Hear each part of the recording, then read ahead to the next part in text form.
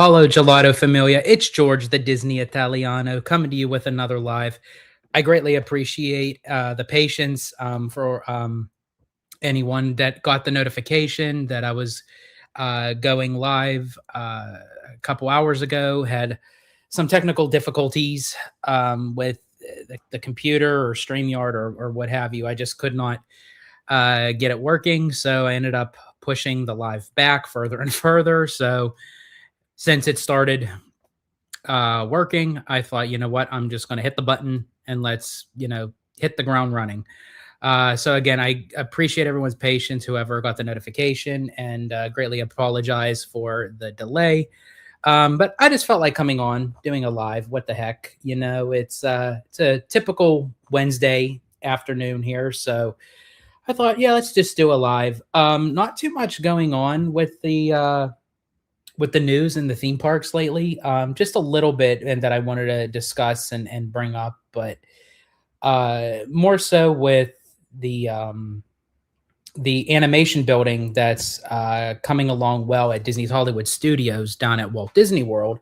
That they're adding in a back in like how to draw like animation and what have you, and they're going to have an audio animatronic of Olaf. And I love how Disney is incorporating audio animatronics, even if it's very subtle, into these experiences. It may not be an e-ticket attraction, but for instance, like you do have an e-ticket attraction in Rock and Roller Coaster, but they're going to add Scooter and the Penguins as audio animatronics in the queue line. So, and to have an audio animatronic Olaf be part of the animation process, I think is going to be really cool. Josh Gad already recorded his lines for the experience. I don't know if the audio animatronic is going to be high tech like how the one is showcased walking around in Arendelle at Disneyland Paris, but I think honestly it'll be a very refreshing update. And probably when they went back in to redo the audio animatronics for Frozen Ever After at Epcot, they were probably like, okay, well, since we're going to refine and redo these audio animatronics, why not make a second one and we'll put it in the animation building. So I think that's very clever, very smart of Disney. Lucas Sanchez says, hi, how are you doing? How was your day? Well, thank you, Lucas.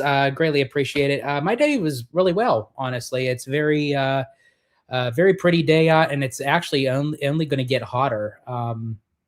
That I plan on going to Universal on Friday, I believe, with a friend of mine, and then we're going to go see Scream 7 at the City Walk. So, and they said it's calling for a scorcher that day. So they said my friend Mademoiselle said it's supposed to hit 92. Went down to 89, but it's supposed to be 92 that day. So it looks like I'll be doing Jurassic that day as well. Keep cool. But yeah, today I'm doing really well. As I said, it's just another Wednesday afternoon. But hey, you know what? It's another day. You wake up, you're healthy, you're happy. That's all that matters. The other thing I also wanted to touch upon too was there was a lot of talk of with Villains Land going into Magic Kingdom, and there was a lot of talk of saying that Josh D'Amaro, who is now going to be CEO, told the Imagineers go back to the drawing board. He wants bigger, bolder, better for the land, which I'm for sure he did say that, but from sources and friends that were telling me that this had already occurred. This had already happened. They already know kind of the plans of what they're doing with it. This just happened to get out into the community later rather than sooner.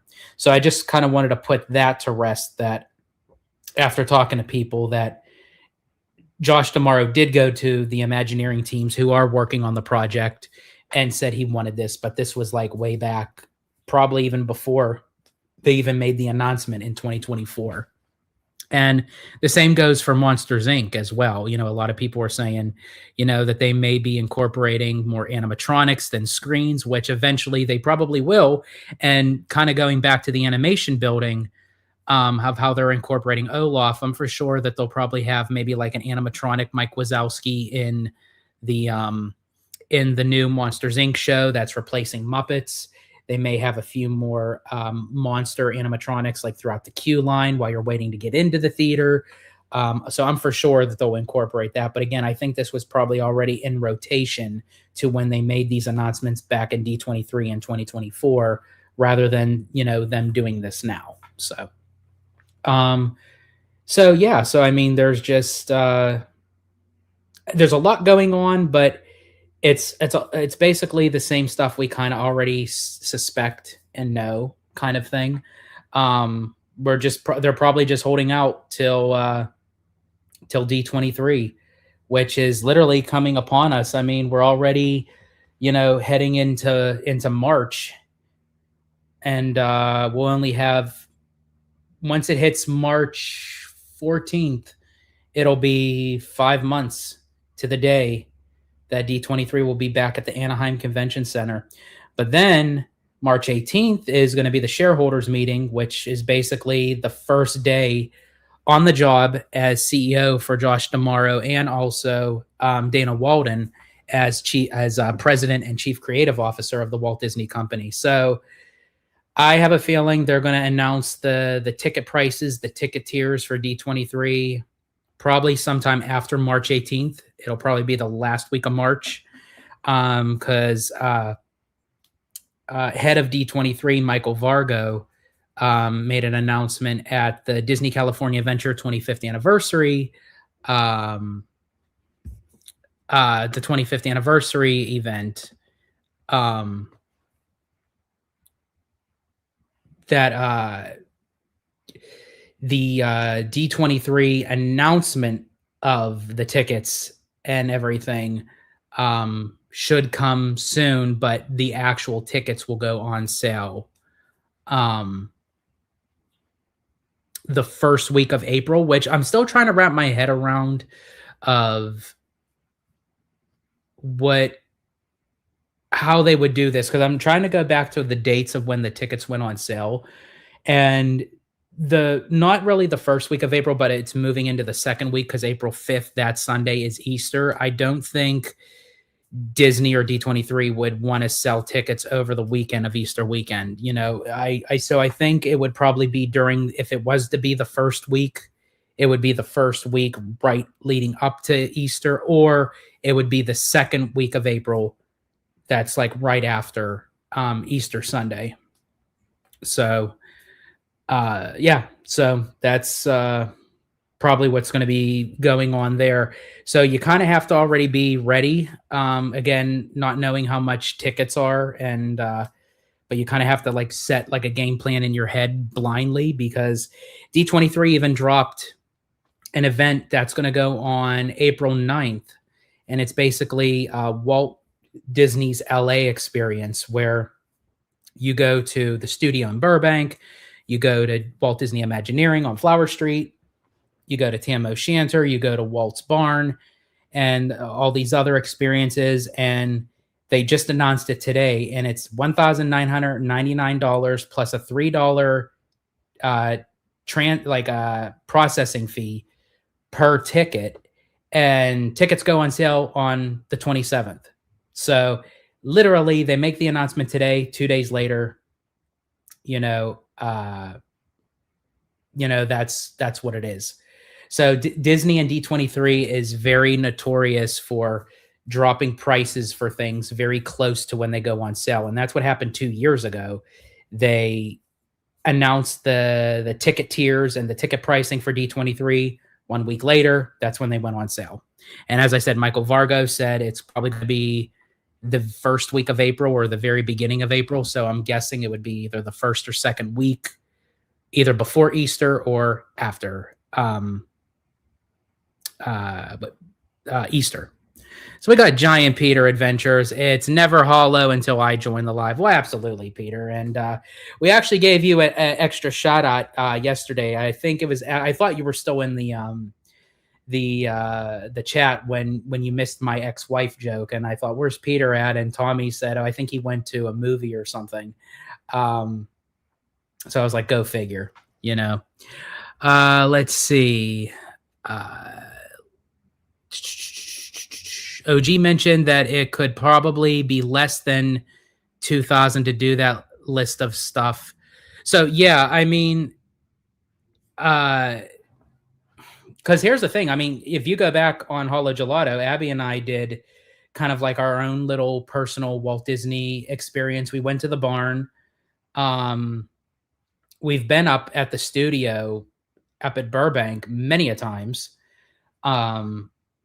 We've been to the barn. We even stopped by Walt's old studio when it was the Disney Brothers studio, and him and Roy's first houses when they first moved to LA.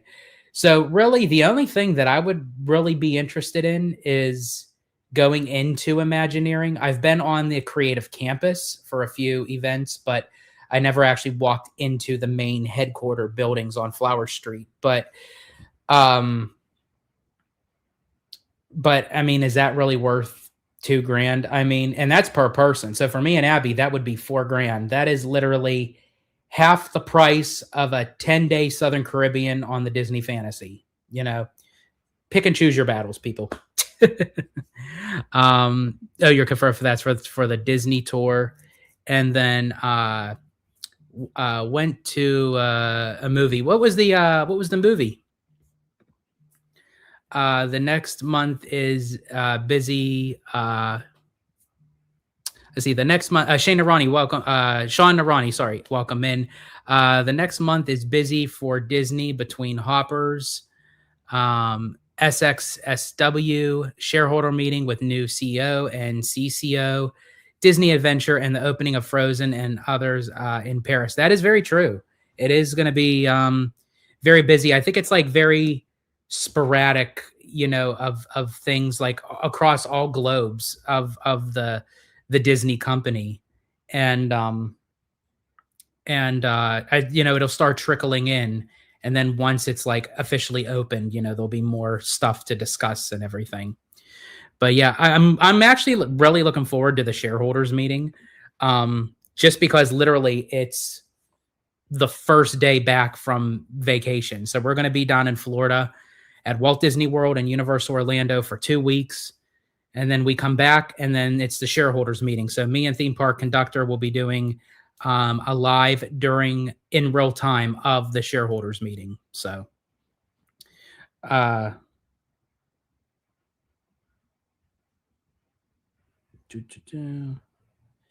So I can't wait for that. We got John, make it rain in the house. Let's go. Absolutely. But yeah, and speaking of our trip, coming up, it's coming up very fast. We literally are leaving next week.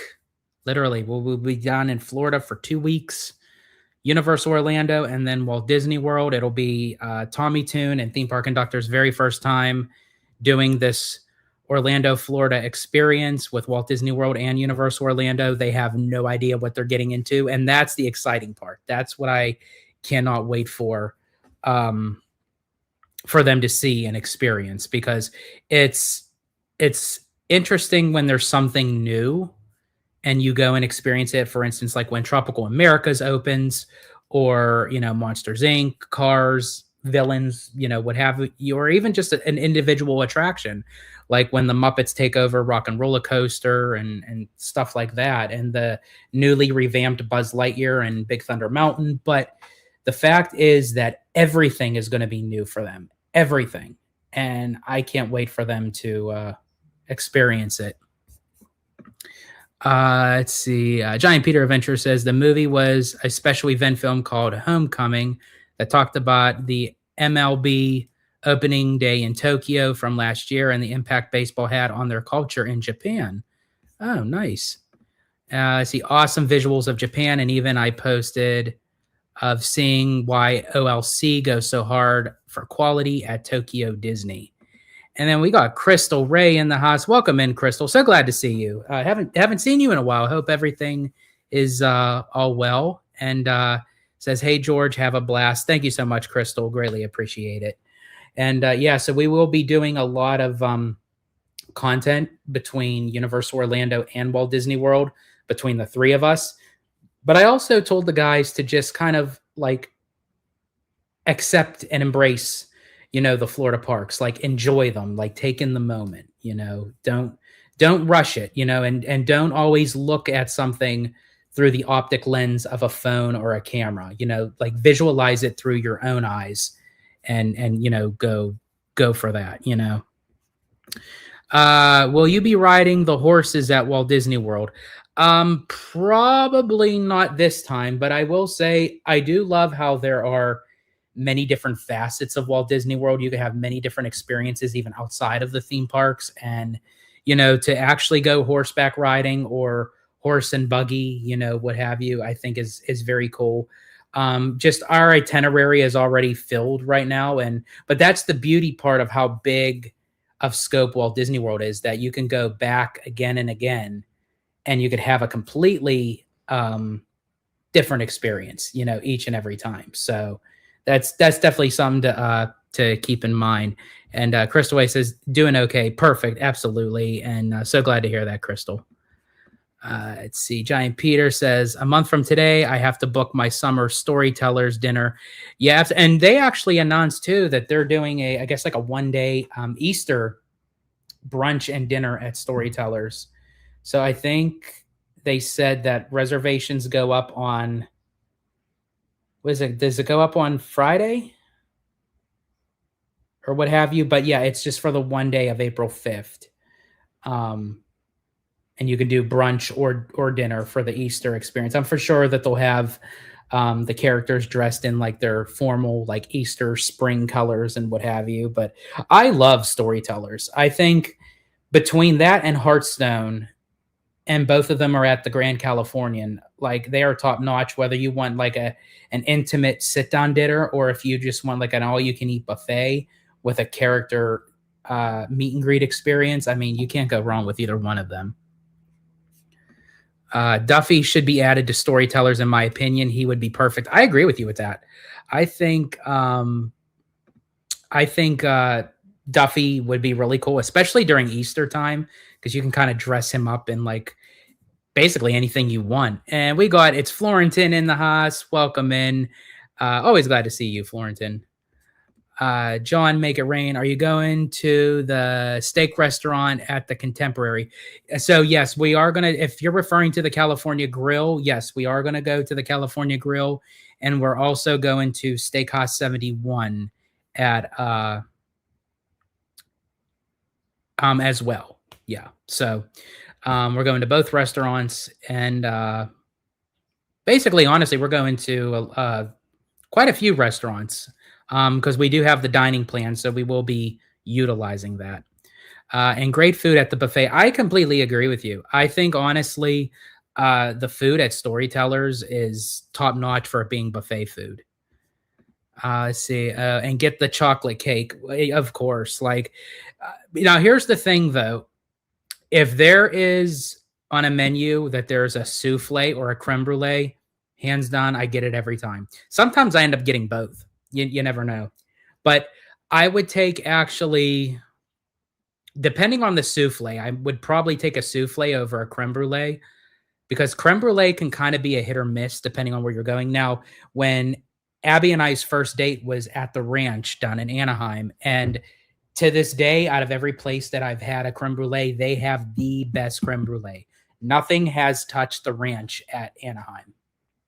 Nothing yet. Let's see. I almost did California Grill 2 years ago, but instead went to Captain Cook's for the dinner. Captain Cook's is good. Captain Cook's is good. Are you going to try any restaurants that are at some of the hotels off property? So, no. Well, when it would be off property, like as far as like it being off of Walt Disney World property, we would be going to the restaurants at Universal Orlando. But like we're not going outside into like the Orlando streets now, unless because Abby and I will be attending a wedding on the 7th. So Tommy and Conductor have another park day at Universal, so they'll probably be there. So I don't think they'll go anywhere outside of the resort, but that'd be up to them, you know. All right, let's see. The best creme brulee used to be at the Grand Floridian Citricos before COVID. The old Citricos. Okay, now that was Citricos is still there, correct? What is what replaced the Wave? Was because there used to be a restaurant called the Wave. Did something replace that?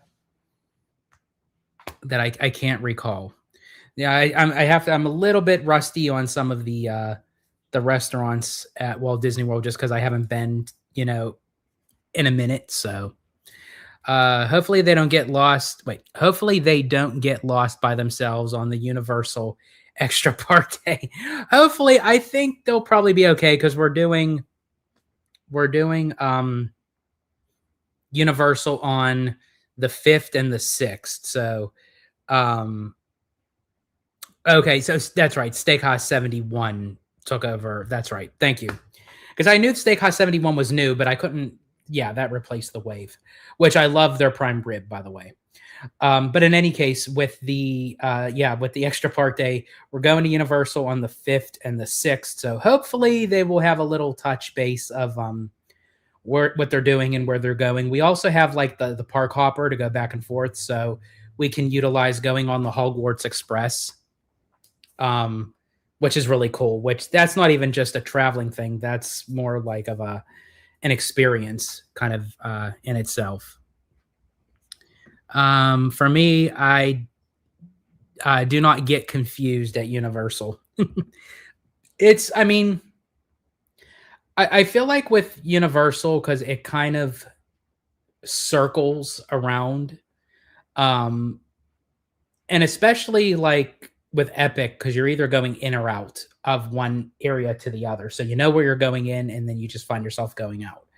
A lot of Walt Disney World's parks, especially like Epcot and Animal Kingdom, they're very oddly shaped, and there's so many different pathways or walking paths, I should say, that goes from one part to the other. So you just have to kind of know where you're going. I remember going on a family vacation. It was back in 2018, and there was a guy who I don't even know why he approached me, but he came up to me and he was like, "Can you please let me know?" We were in Epcot, and he was like, "Can you please tell me where Soarin' is?" And I directed him where to go, but I'm like, there's like cast members everywhere, and I was just dressed like a tourist, and he probably felt that energy, that Disney fan aura, you know.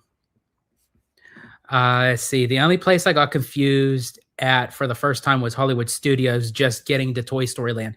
That is very true. When Toy Story Land first opened, I got confused by going through the Echo Lake area where, you know, Indiana Jones and Star Tours was. And then because then I thought, okay, you turn around the corner to Echo Lake and there it is. And you're like, well, no, that goes to like the Muppets Courtyard and Galaxy's Edge, which if you go through Galaxy's Edge, you can get to Toy Story Land on the other side. But I'm like, where is the main entrance? And then I realized, okay, you have to go over by Grauman's Chinese Theater or Mickey and Minnie's Runaway Railway, go down the steps, pass Walt Disney Presents, and then circle around to the right. And that would lead you into Toy Story Land. And I know probably that all just didn't make sense, but I could see it in my head, but you know. It's Florentin says Animal Kingdom is hard, and I'm a directional. Yeah, see, Animal Kingdom. I think out of all the Walt Disney World parks, Animal Kingdom is the most confusing if you're new to it. Like that should be something I should just for fun have Conductor and Tommy say, okay, find this. try following the signs and the pathways and lead us to this. That would be kind of funny. Sean Narani says, right now, Disney Animal Kingdom is replacing a land with another. Do you think they need to add a land after because they need more stuff to do in that park? Polynesian land with Moana and Lilo and Stitch. Very good question. And yes, that is very true, Sean. That even though Tropical Americas is going to be brand new and it's going to be great, I think it fits into the mesh and storytelling and conservation of what Animal Kingdom represents. But when you look at the bigger picture, it is just a land replacing a land. It's not expanding. And I know Animal Kingdom is already big as it is. It's probably over 500 acres.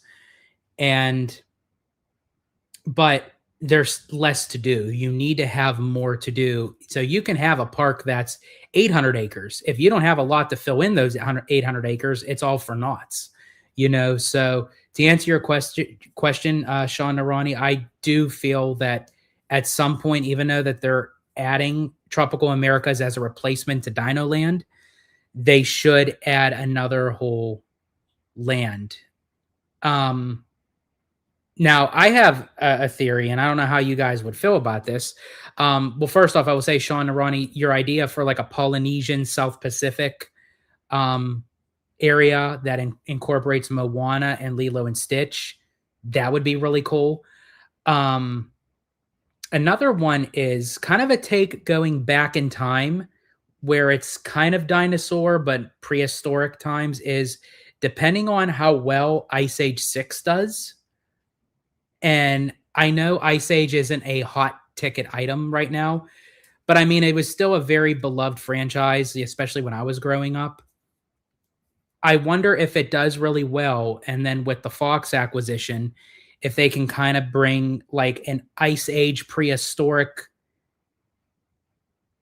land to the park, because then you're kind of going back into the past.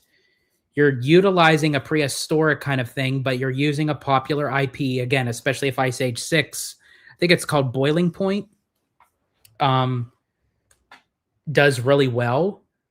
And again, it's a Fox property. It's an IP that if it does really well, maybe it can fit well in the parks.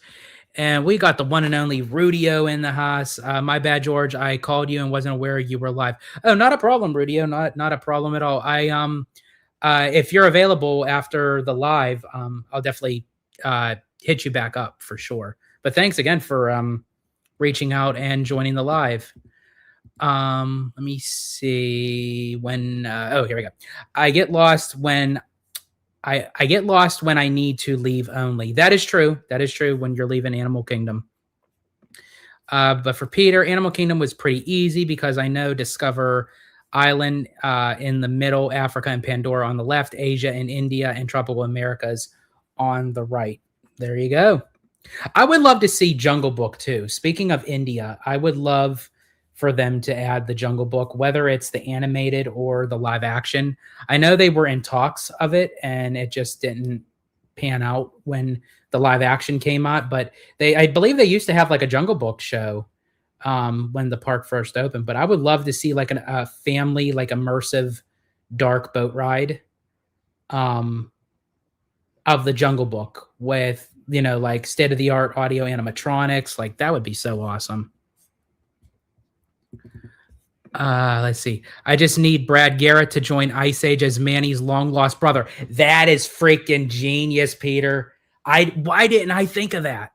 Oh my God. And here's the thing, Brad Garrett is notorious, obviously, for doing voiceover work. He's done a lot with Disney and Pixar. And wow, like what a full circle that would be. And what if they added in like funny, like Everybody Loves Raymond kind of innuendo jokes that only like true fans would understand it, but placate it to Ice Age? That would be cool. I don't understand why everybody wants Zootopia in Hollywood backlot if it's just going to be a carbon copy of what's in Shanghai. So to answer to that, John, here's the thing. I would prefer Zootopia over Avatar in that space. However, I would like for it to be kind of its own thing that would, fit for, that would fit under the umbrella of DCA. However, I wouldn't be opposed to them adding a carbon copy because here's the thing. I'm not a fan of copycatting attractions, but I'm okay with it if it's international coming over to the domestic. Because as much as I would love to go over to Shanghai right now and experience Shanghai Disneyland, theoretically that's too hard to come by. So for me to be able to experience Zootopia, I would take anything to see a Zootopia land, a full immersive Zootopia land. And I honestly think it would have fit well in not even just the Hollywood backlot, but they could have done a very nice transition off of Buena Vista Street, and that leads into the world of Zootopia. I just think it just fits better than Avatar, but Disney is still claiming that Avatar is projecting smoothly and it's still going in the backlot. And as I said, I have faith in Disney. I do. I just visually, I just can't see it there. I don't know why. Let's see. An Ice Age ride would work great in Animal Kingdom. Yep, definitely agree. It could be dinosaurs and the Ice Age in a way, yeah, because I mean they did have, I think it was the third Ice Age. It was Dawn of the Dinosaurs, so you can kind of throw in to pay tribute to Dino Land USA. Let's see. Ridio says just wanted to share that IMAX had an investors meeting today and clarified that Doomsday will not be getting an initial USA IMAX release. Dune 3 gets priority. That's interesting. So Doomsday's not getting an initial IMAX. Wow. Okay. Now, could it still be that they get one? They just haven't announced it today, or in the first weekend, it's not going to be. And wow, I'm surprised Dune 3 got that priority over it. That's interesting. Let's see. I don't even know what Doomsday is. Is that a video game? Avengers Doomsday. It's the next Marvel movie that will be coming out later on at the end of the year, but it's going to kind of butt heads with Dune 3, and that's why they're kind of like meshing it together for Doomsday, so to speak. That's the tagline for it. If they add a Stefania joke or something relating to their parents, I would die. That would be that would be funny as hell, Peter. I swear to you. You need to write that in. Disney, if you're watching this and like take it over to your Fox department and what have you, this is all good stuff. This is movie gold right here. Let's see. But for Zootopia makes you want to go visit Shanghai and go pay for a vacation package out there, which makes more money. That is true. I mean, if Disney really wants to capitalize on it, I can see why they would do that. I just think that they still should do something with Zootopia incorporated in the domestic parks. I mean, Zootopia 2 is like doing gangbusters right now, and I just don't understand why. Although I will say I would prefer it in DCA and Hollywood Studios. So I think it was the right call to not do a full land of Zootopia in Animal Kingdom, because even having the show inside the Tree of Life, I'm kind of like, I do want to see it. I want to experience it for myself in person, but I'm like, I still would have rather taken It's Tough to Be a Bug, despite that a lot of people don't like it and they get creeped out by it. But I still preferred It's Tough to Be a Bug. It felt more realistic. I'm assuming Dune 3 gets the first 2 initial weeks. Doomsday will only be getting opening weekend IMAX screens in select international markets, they said. Oh, that's interesting. I would have thought it would have been vice versa, to be honest with you. Rudio, do you think that they're expecting do you think that they would want to put Dune ahead of Doomsday because they felt like Dune would need the extra push where they feel like Doomsday can basically hold its own? That's very interesting. Do you think they will connect Frontierland to Villains Land? That's a good question. Well, I believe honestly Villains Land might have 3, because for how big that land looks and how like stretched it's going to be, I could possibly see them doing possibly 3 entrance and exit ways, and that's I would say possibly Frontierland, in the Piston Peak area, and possibly where Haunted Mansion is, or running into Fantasyland. So yeah, so I would say honestly, if they were to do that, three entrance and exit ways for Villains Land, I think. Let's see. I think they see more promise in Dune 3 than Doomsday, but also WBD couldn't reserve those screens much prior than Disney gave notice. Oh, okay. That makes sense. That does make sense. Yeah, that was not on my bingo card today. So that's very interesting. See, that's the stuff, folks, like when you like deal with like content dealing with these industries, is like something can like pop up when you least expect it, and you don't even know. Crazy. But yeah, I think honestly everything's coming along quite nicely. I mean, the painting of Cinderella Castle is underway. It's what I'm calling Castle Neapolitan right now, because it's like 3 different shades. But it's still coming along quickly. Piston Peak, Monsters Inc. I'm assuming obviously they're getting the foundation ready for Villains. Buzz Lightyear and Big Thunder will be opening soon. Rock and Roller Coaster will be going down. Tropical Americas is like really full steam ahead. So I'm just very curious to see what the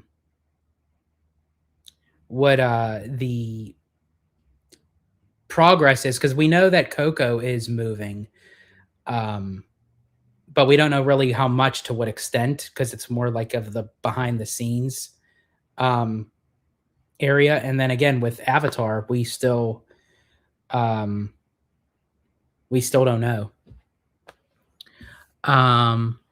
Just sent you the official press release for everything said today at IMAX's investors meeting. Thank you so much. Yep, I did throw you a quick text saying that I got it, and yeah, I appreciate it, Rudio. Let's see. It feels they are replacing each area of Disney Hollywood Studios with new areas, section by section. Hopefully it will feel like the themes come together in the end. I agree. I feel like Hollywood Studios has the most incohesive feel to it when it comes to like all these lands. So it's like all over the place.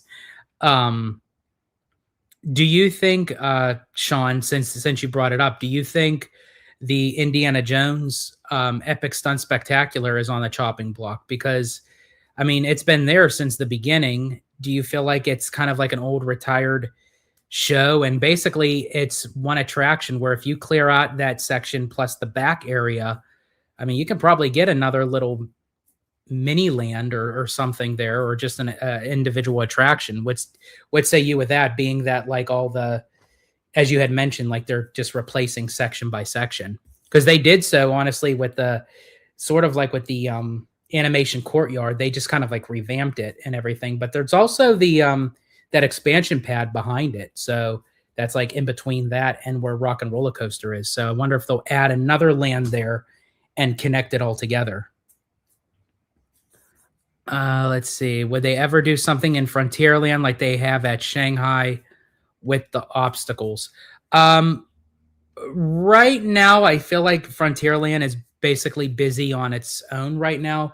They just revamped Country Bear Jamboree. They're adding the Piston Peak area, even though it's its own like land, but it's going to be a land within a land because it's connected to Frontierland. They just changed Splash Mountain to Tiana's Bayou Adventure recently, and Big Thunder's getting revamped. So I think after all this is done, I think Frontierland's going to be done for a while after Piston Peak, in my opinion. They're going to let that land breathe.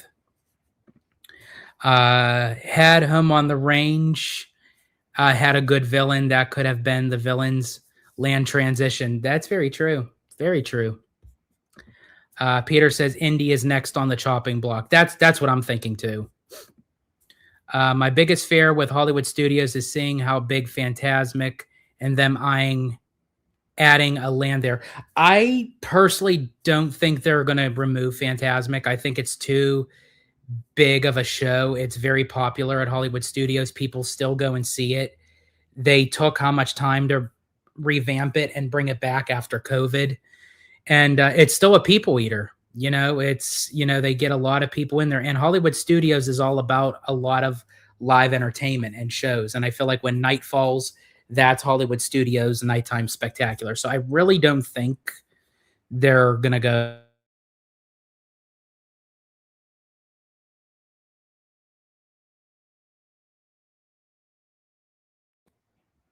Sorry, folks, had a little blind spot there. As I said, the internet connection has not been working for me all day, but had a little hiccup there, but we're good. I think I'm back. Can you guys all hear me, see me? So Sean Narani says, yes, I think it is time, even though it'll be sad to see it go, but I will always have the memories. Absolutely. I remember going to see Indiana Jones many times. And when we go down to Florida, I'm gonna go see it. Does anyone know, is the giant boulder back? Did they ever clear that, or is that still MIA? Yes, and we see and hear you. Thank you so much. Appreciate it.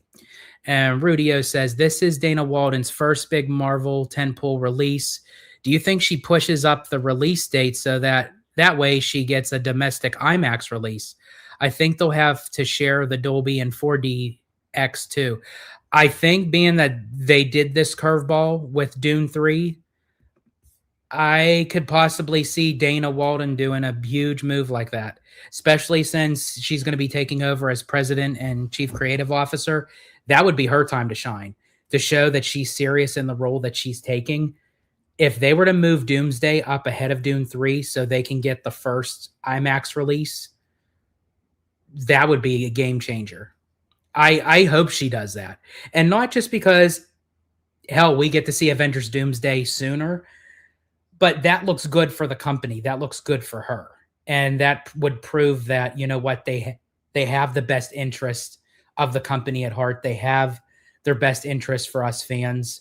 And it'll be a revenue source. It's all still about making, the money. And I think that would solidify and prove to know that the role that she got, she deserved, and she knows what she's doing.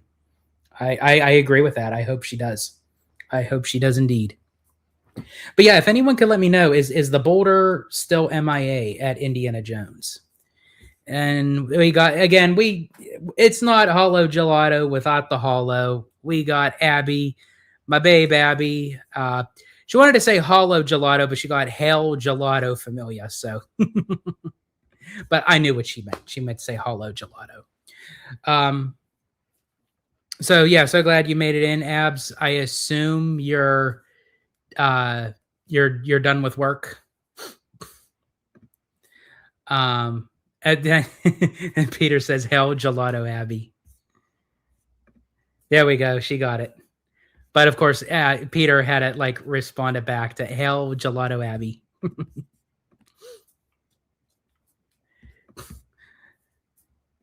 Let's see. Driving while chatting. Just be careful, babe. But so yeah, so I assume, and then I think you still have your patience, probably. I assume, right? Yeah, Abby.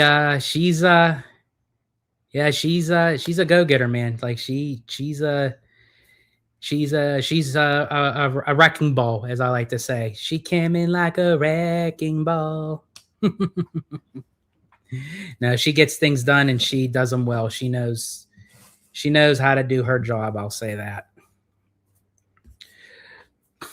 Speaking of wrecking ball, that's another thing too. The 20th anniversary of Hannah Montana will be coming up. Call me crazy. I'm sorry. I'm Team Miley. I absolutely love Hannah Montana. I was in that age bracket where I was early teen, or mid-teen or what have you, when it premiered on Disney Channel.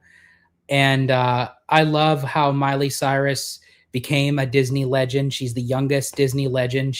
I actually watched her accept her award at the last D23. And she really did bring in buco bucks for the company. I mean, for that franchise. And the fact that, you know, she defines her whole career and the life she lives now through Hannah Montana. So the fact that she's coming full circle with it, I think Taylor Swift is going to perform with her and everything. So the 20th anniversary of Hannah Montana, I can't wait to see it. It's going to premiere on Disney Plus.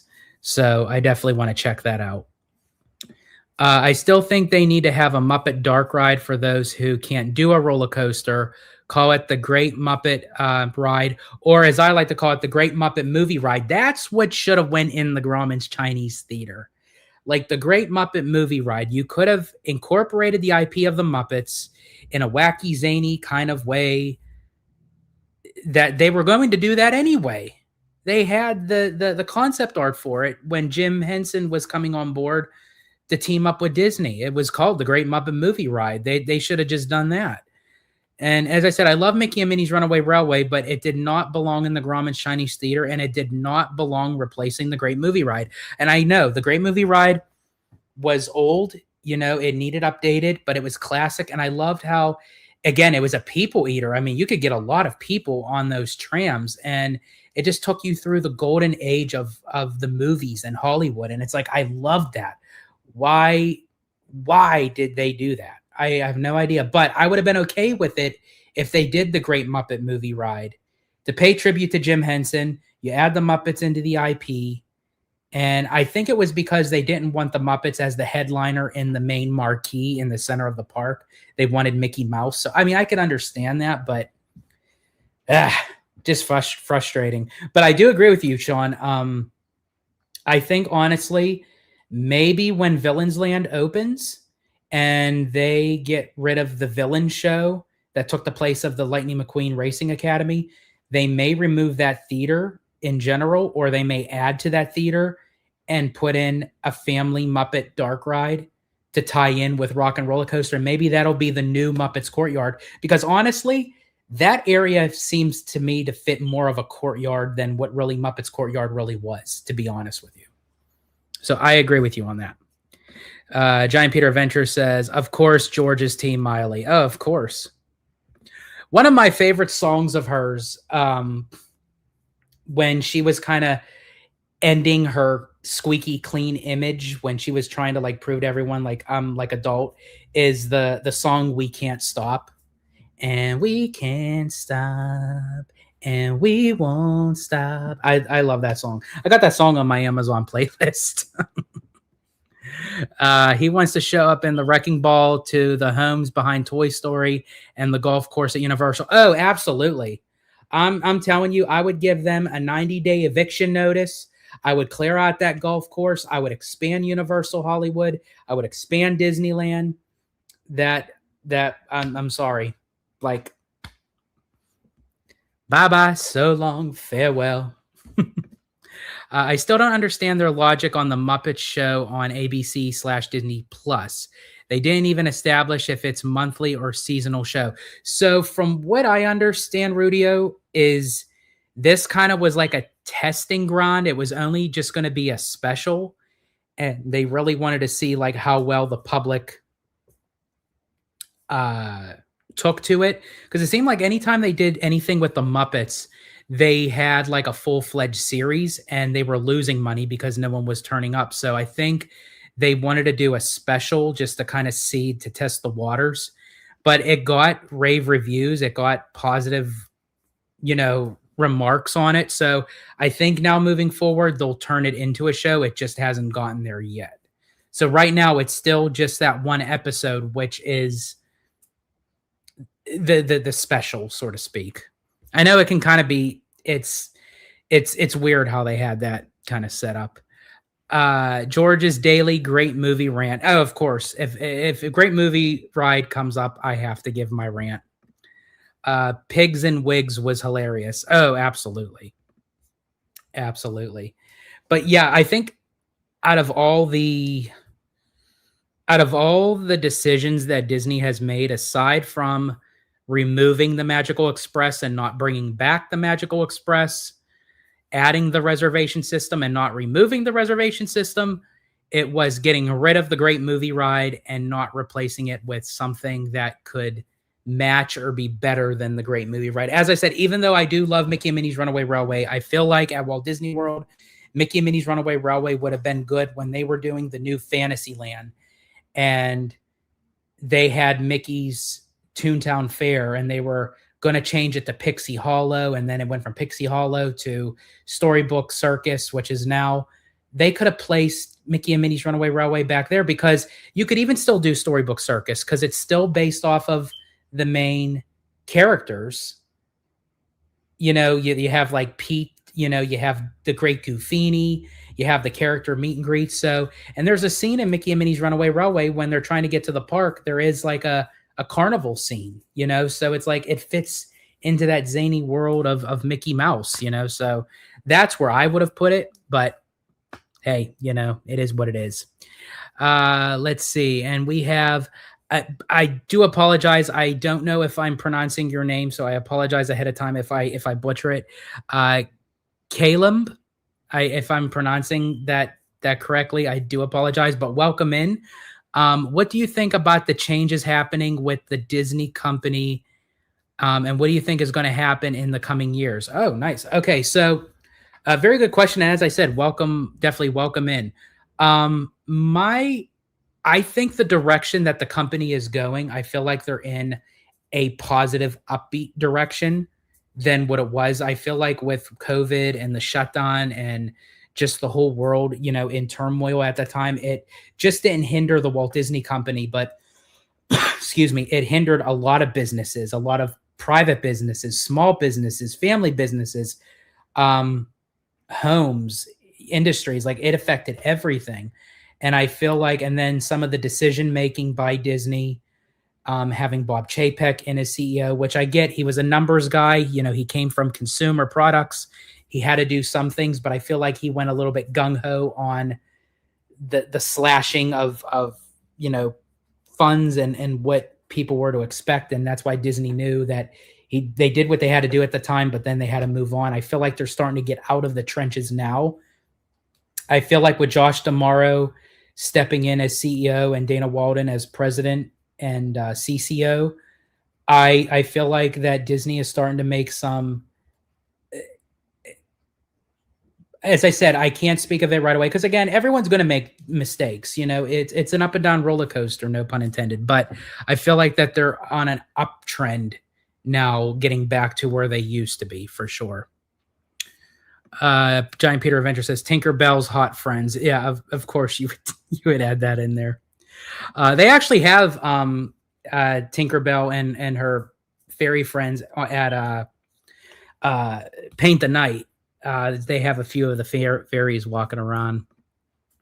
Let's see. Sean Narani says, think of this Muppet Show as like a pilot episode. If it does well enough, they might order a whole series. Exactly. I think that's the best way to put it. The one that looks like Megan Fox as a fairy. Oh my gosh. Mickey and Minnie's Runaway Railway is so annoying. It replaced something that was absolutely beautiful and cinematic. It's the most disappointing thing that Disney has done aside from ruining the BTS. And you're unlocking absolute facts. Yeah. So everything that you just said right here, like this is it. It's like, I feel like I'm biased towards Mickey and Minnie's Runaway Railway, not so much out here at Disneyland, because I feel like they did it right out here. They put it in Toontown, and they have the better queue line for it. It just fits well. That's where the bias comes in. I have a very hard time walking into the Grauman's Chinese Theater to go on Mickey and Minnie's Runaway Railway down there because I knew what was in there. I knew what it replaced. And I absolutely loved the Great Movie Ride. I'm sorry. I will keep on speaking on that till the day I die. And if I ever have a chance to interview someone from Disney and talk to them, I'd be like, please, for all that is holy, if there is some way, somehow that you can incorporate a version of the Great Movie Ride back into the park somehow, we would welcome it. Let's see, where are we? Let's see. Do you think it was better with Fast Pass or Lightning Lane now? Very great question. I preferred the Fast Pass. Actually, I'm old school. I like the paper Fast Passes where you could just go up to the kiosk, you stick your park ticket in, and you get the you get the paper Fast Pass. I used to collect those. Um, but then I also liked Disneyland's Max Pass because I felt like it was very easy because then you could start doing it digitally on the app on your phone, but it was treated like a digital version of the paper fast passes. Now with like the lightning lane and the individual lightning lane and the multi lane, it is like so confusing. And it's like, and then they attached it to the Genie Plus, which they had, and then they got rid of because that was under like the umbrella of Chapek, and it was just like, oh man. See, addressed. I wish they had a ride like Mickey and Minnie's Runaway Railway, but for Donald Duck. That would be cool. I mean, I actually enjoyed the Donald Duck cartoons. I also loved the Goofy's how-to cartoons, like how to ski, how to play baseball, how to fish. Yeah, how to get in shape. I love those cartoons. And then we got Mademoiselle in the Haas, and of course, did someone say BTS? Yeah, anytime BTS gets brought up, like Mademoiselle's there. She is like when I say a lot of people say that they're huge fans of BTS. No, she is like their number one biggest fan. Like she is dedicated to BTS. And for all of you who don't know what BTS is or who BTS are, they are a male K-pop group. Very, very popular. As I said, I knew of them, but I remember their song. One of the songs, I thought it was the Jonas Brothers because I would hear it all day at work. And I just thought, wow, this station really loves the Jonas Brothers. But no, apparently they love BTS. So, and then we got Jesse Adventure in the house. Welcome in, Jesse. And Rudio is asking, what is the BTS? Is it behind the scenes? Kaylin, if I'm pronouncing your name correctly, as I said, I do apologize. If that's what you were referring to with the BTS, was it for like the abbreviation for behind the scenes? And Kaylin also says, as a child, the Great Movie Ride was the ultimate experience. It was so enthralling, and it made you feel like you were in the story. Every ride felt personalized. It was insanity for the time. I miss it. Yeah, I'm right there with you. Literally everything that you're saying, like that is like, it is true. You got like a different experience because there were times where wherever you were sitting, you got a better view of something where you went through the different genres of the films. You went through the Old West. You went through like Mobster Town. You went through fantasy, like with the Wizard of Oz. You went through the romance of Casablanca. You went through the musicals of Singing in the Rain and Mary Poppins. It was like adventure, like with Tarzan, and horror with Alien. It's like, oh man, take me back. Take me back. And Kaylin confirms, yes, the behind the scenes aspect of Hollywood Studios. That was my favorite, like the backlot tour, for example. Yeah, that is true. I remember like when the park first opened, when they were tied to MGM, it was a lot more of the behind the scenes, movie making process, television, music videos kind of thing. I mean, hell, I remember when that was the, where they filmed Adventures in Wonderland. That was on the classic Disney Channel. Oh man, talk about childhood memory core. Adventures in Wonderland. Oh my God, I used to watch it all the time. But they filmed that at Disney, at the time, Disney MGM Studios, and the new Mickey Mouse Club, where Justin Timberlake, Britney Spears, Christina Aguilera, Ryan Gosling, they all got their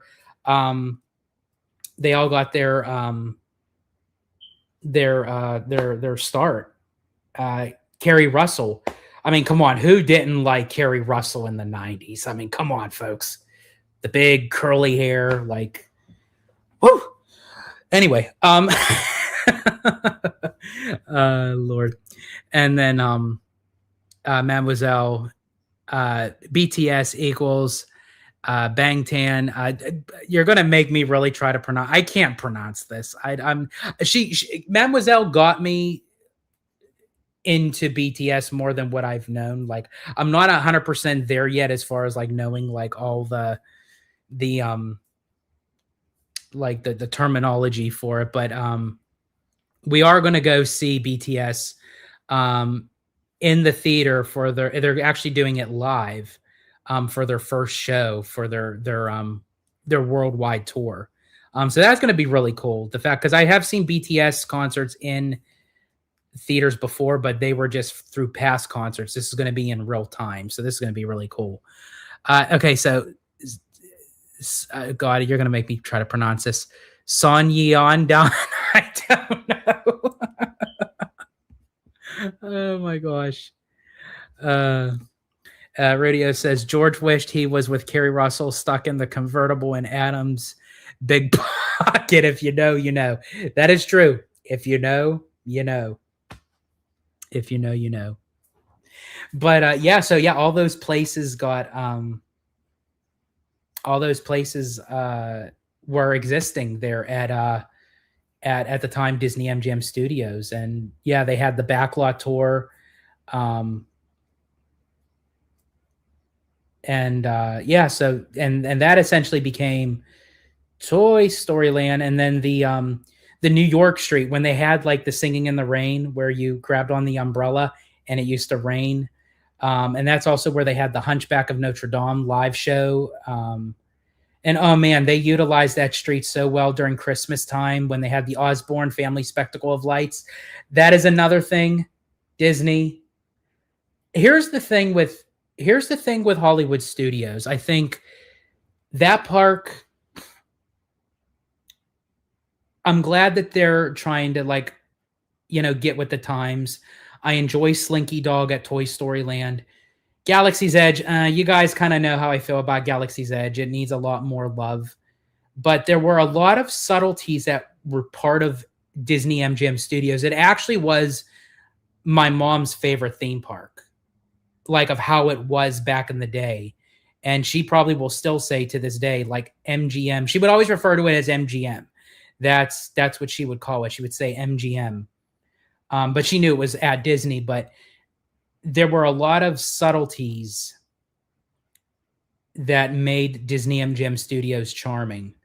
And they kind of got rid of that when they added all the expansion. Like, I wish that they done the expansion, but it didn't hinder the subtlety experiences of that park. That's just me. Let's see. Let's see, where are we here? We got Kev on the go. Welcome in, Kev. Mademoiselle, stop trying to make BTS happen. Let's see. And Abby says George's bias is J-Hope. Yeah, he really is. Here's the thing. J-Hope is my bias because I love his swag. I feel like I have that kind of swagged like personality. But I could also have a little dab of, no, I can't finish that sentence. That's going to sound so wrong. I was going to say I have a little dab of Jungkook in me, but that just sounds so wrong, so bad on so many levels. And then Mademoiselle goes, "Come on, Kev." And Kev goes, "Hey, girl, hey," to Abby. And then let's see. Kaylin says, "To me, I just don't understand that the taking away of the great movie ride. It makes no sense. It's a Chinese theater in a movie-themed park. Like, why not update, if anything? Yeah, like, it's based on the movie. So whether or not you wanted to keep a behind the scenes or be part of in front of the camera, you're still going through the movies." And another part of that, Kaylin, it was at the very end of the ride where you come to like that open room where it has like a big movie screen, and they pay tribute to like all these movies. Like, it shows 12 Angry Men, it shows Indiana Jones, it shows Star Wars, it shows Sister Act, it shows Beauty and the Beasts, Snow White and the Seven Dwarfs. It shows all these movies like paying tribute to again, the golden age of Hollywood and the movie making process. And because the park is even called Disney Hollywood Studios, it's to pay tribute to Hollywood. And I think eventually that park is going to get a name change because it's kind of going away from that. Let's see. Rudio says, if we're repping our K-pop sets in the chat, Blink and SKZ4 Life. That's Rudio's. So let's see. Was that a Honey, I Blew Up the Kid reference? Yeah, if you know, you know. Let's see. I'm gonna work on you, Kev. She's gonna try to get you into BTS, man. I tell you. And then Abby gives heart hands, and Rudio goes pause. John, make it rain. George, will you guys at least walk through the one in Hollywood Studios to see if anything is different? If you're referring to Galaxy's Edge, John, I've been there. To Galaxy's Edge at Walt Disney World, there's really no difference to it. It's basically a carbon copy.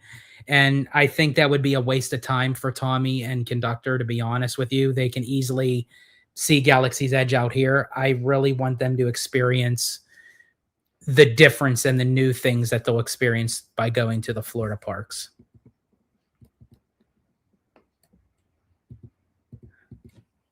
Let's see.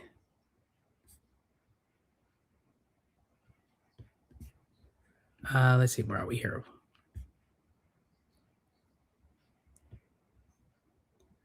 Give me 1 second.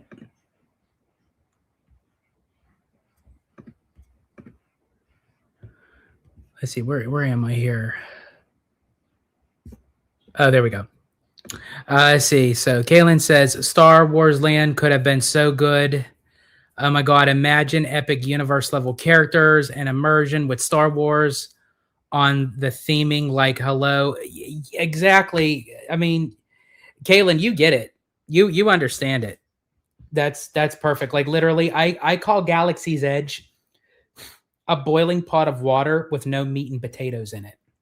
It's like you have this immaculate land and it looks very impressive, but there's nothing going on. Like I want to see like a band. I want to see droids, creatures, aliens walking around. Like, and I know they're kind of getting back to like having like the classic Star Wars characters that will be implemented out here in Disneyland. They're not even doing Disney World at the moment.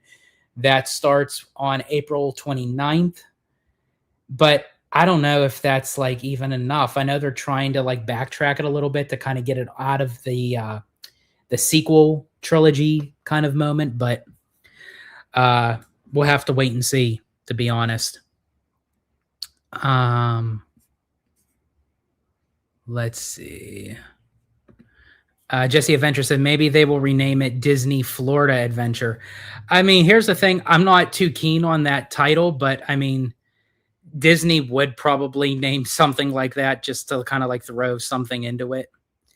Kaylin says, that's crazy, but I bet that's going to be it too, just like Disneyland. Yeah, it's exactly like I would not like that title, but I mean, it wouldn't surprise me if they did something like that.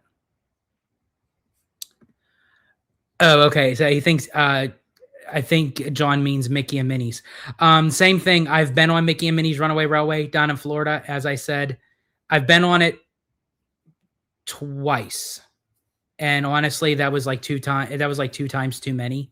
I'll say one time too many because I went on Mickey and Minnie's first down at Florida because it wasn't up at Disneyland first. So just the one time. But as I said, every time I walk in that theater, it just kind of, it kind of makes me sick to the fact of like when I used to walk into that theater, it used to be the Great Movie Ride.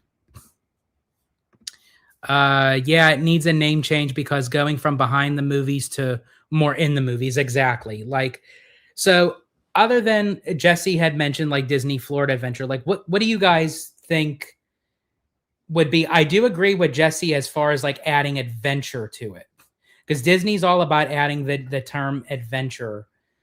because I don't even think you could even call it a studio anymore, really, and then it's not really Hollywood.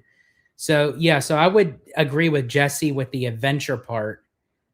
So what would be, I mean, I guess how a lot of us were talking about Disney cinematic adventure, or cinema adventure, you could do something like that. Um, that's what I would think, to be honest. I don't know um, if there would be anything else.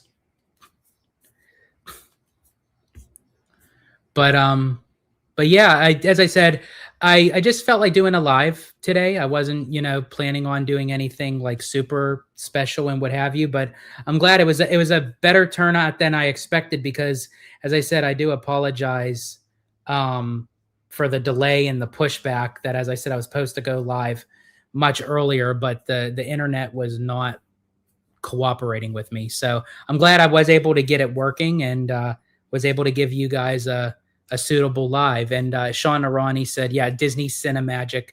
Oh, Cinemagic Adventure. I like that. Yeah. Said a Cinemagic. Did they use that I think that was the name of a show in Disneyland Paris, I think. And then Sean Arani says, have fun. Thank you so much. Kaylin says the sequel trilogy was just awful in general. So that was going to flop anyways. Yeah, I feel like they had high expectations for the sequel trilogy, and that's why they put all their eggs in one basket. And then when they realized that with The Last Jedi and Rise of Skywalker, that it was, I mean, it made money, but I don't think it was I don't think it was like up to par of what Disney was expecting, but it was already done. And so, yeah, I think that's why they're kind of backtracking a little bit on the original trilogy and what have you. I think it's probably going to be like Disney's animation adventure. Okay. And then, yeah, that's the one I was talking about, Peter. Cinemagique. Fifi. Oui, oui.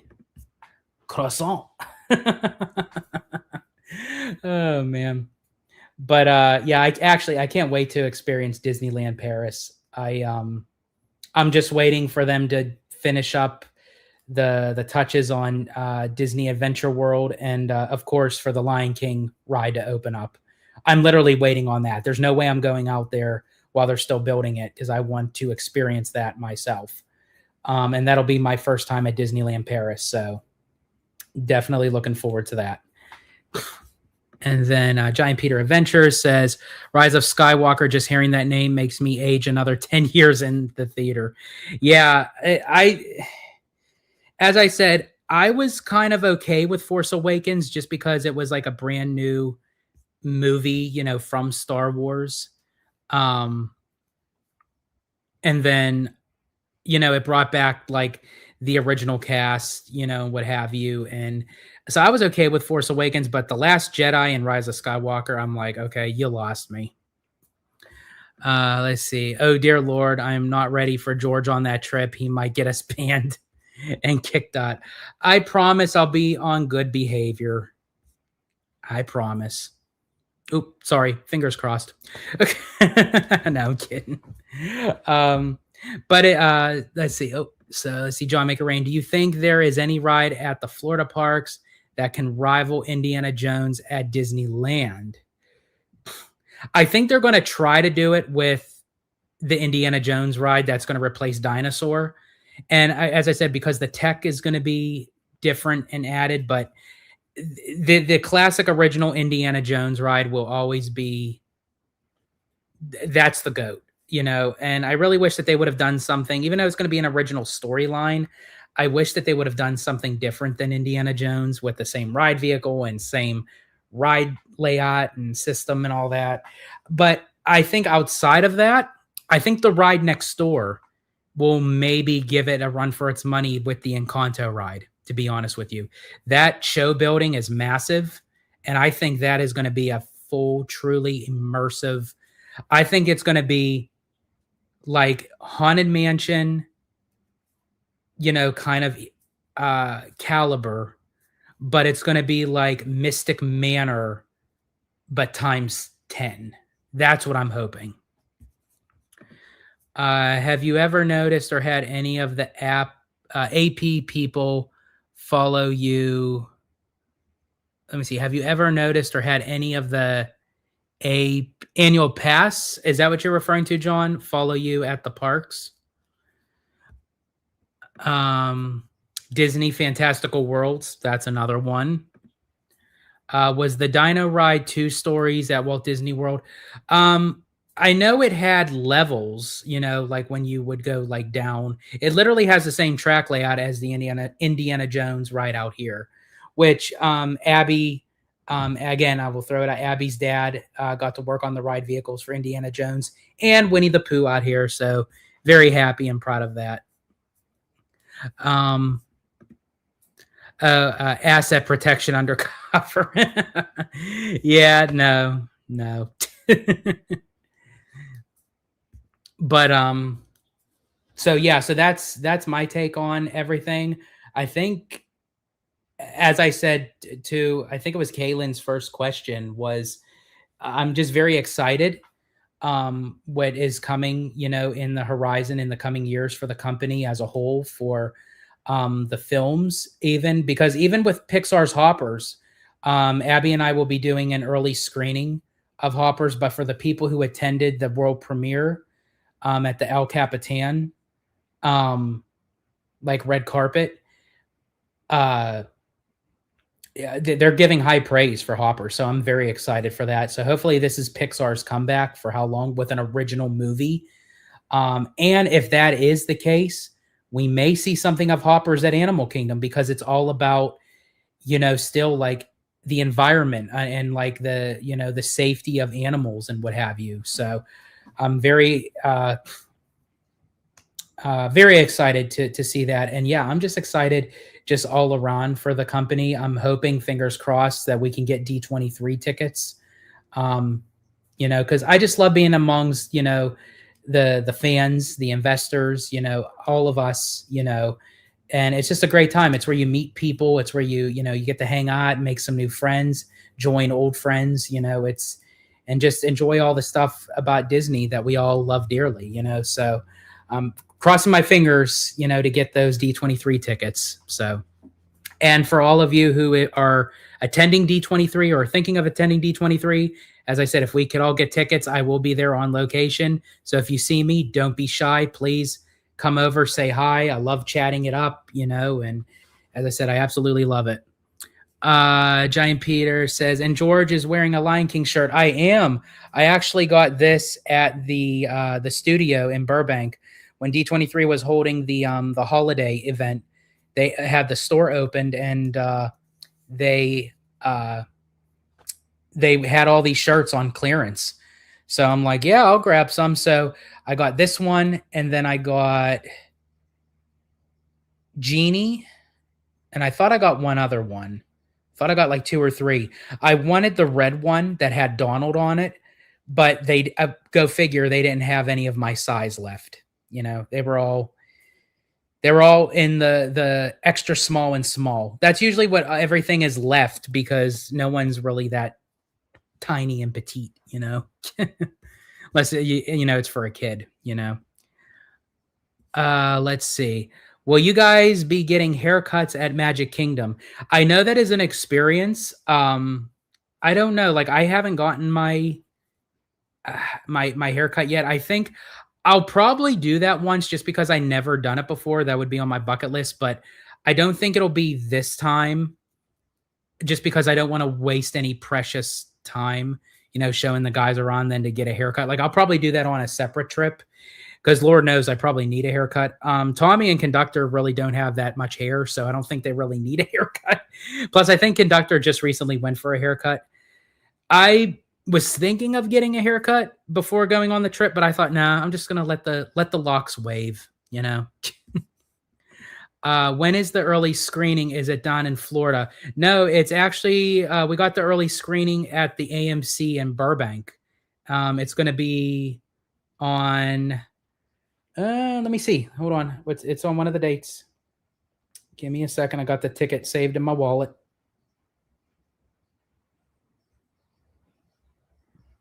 March 2nd at 7 p.m.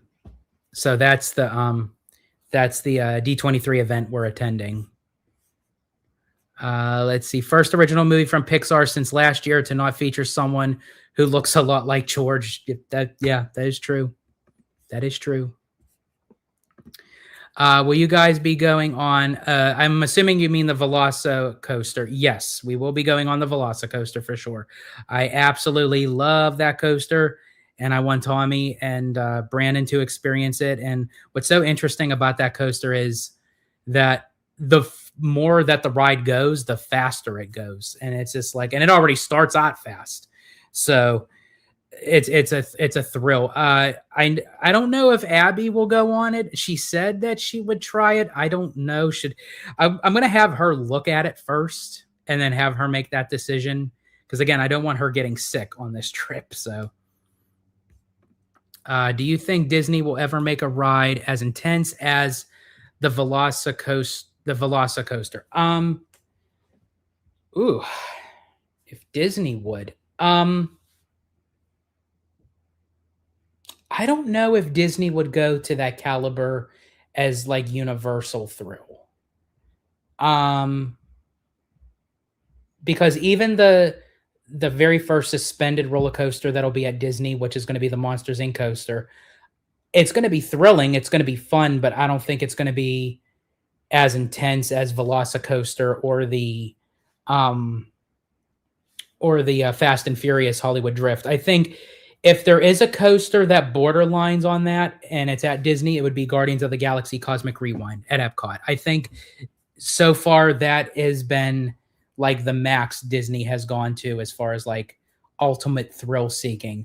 I'd even say a little bit of Tron, just because of like the vehicles in Tron and the launch.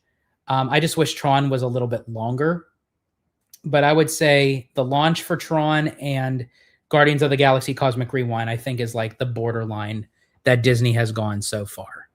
But I don't know if they would actually go to the full extent of like Velocicoaster or Fast and Furious Hollywood Drift. That I'm not sure. That I am not sure. But in any case, folks, I want to thank you all for joining me today on this live. As I said, it was a last-minute decision and a delayed decision. I'm just so glad that the internet decided to work for me.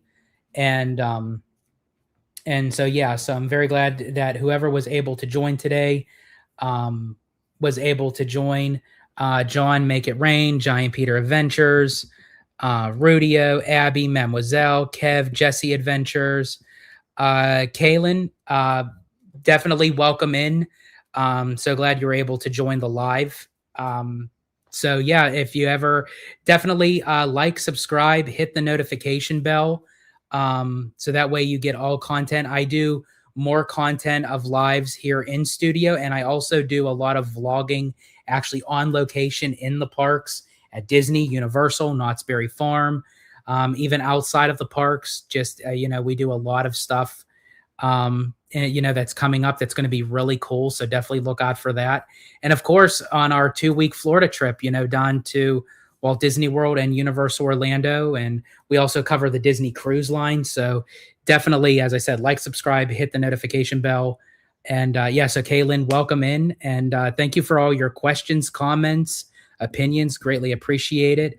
Sean Narani.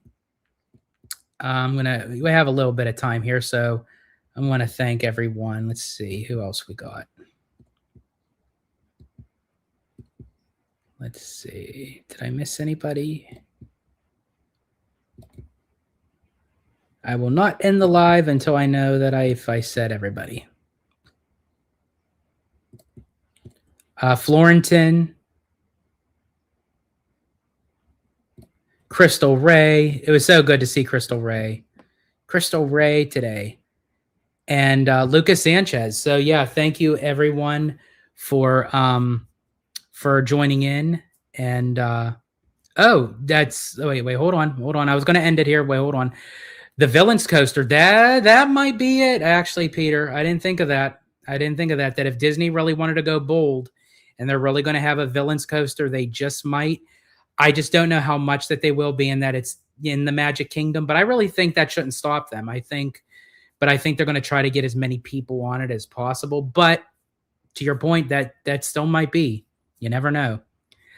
Abby is probably going to quote Sid from Ice Age when she sees it. No thanks, I choose life. That probably would be Abby. Abby would say something like that. And maybe Spider-Man will in Shanghai. Yeah, that's actually true.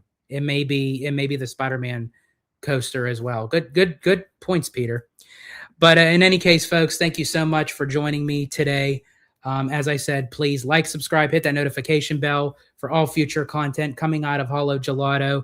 I'm George, the Disney Italiano. And as I always say, in Disney Italiano fashion, stay safe, stay healthy, stay Disney. Italiano out.